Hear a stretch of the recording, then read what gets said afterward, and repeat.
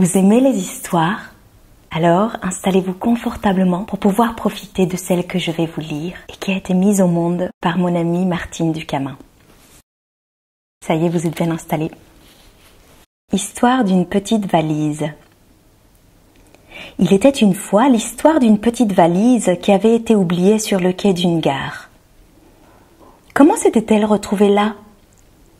Depuis des années, elle était confinée dans un lieu protégé et ne servait plus de bagages.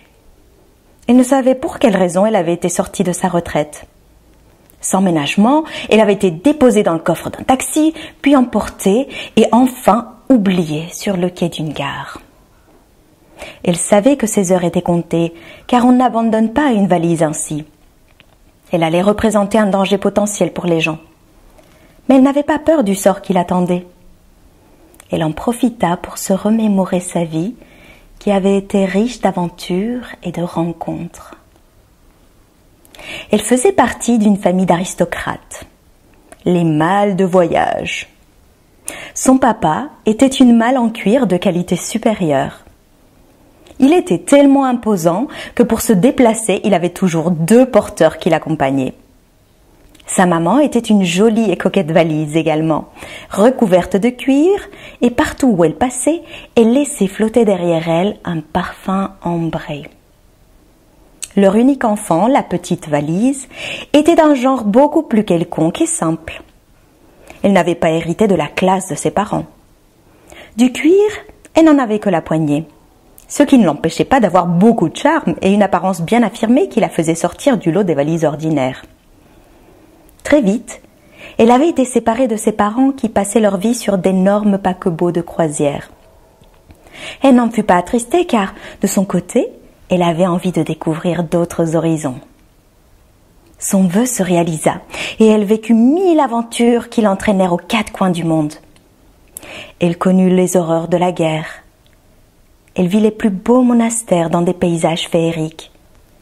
Elle voyagea à dos de chameau dans le désert.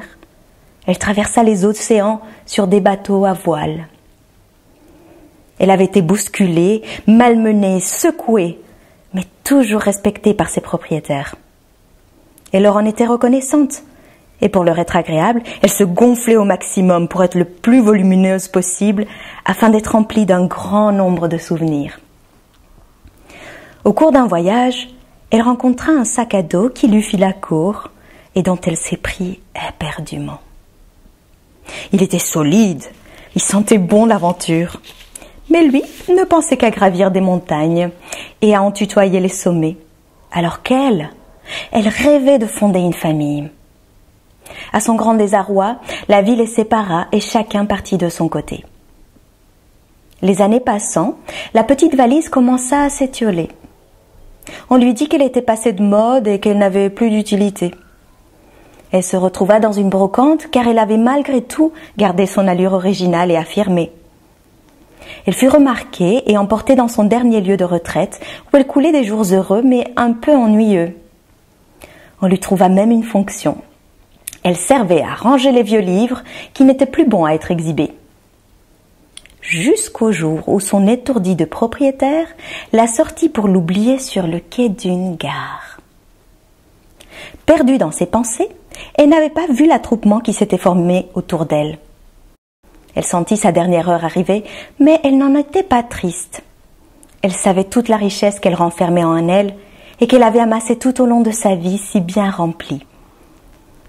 Un cordon de sécurité avait été installé afin que les gens ne puissent pas s'approcher d'elle.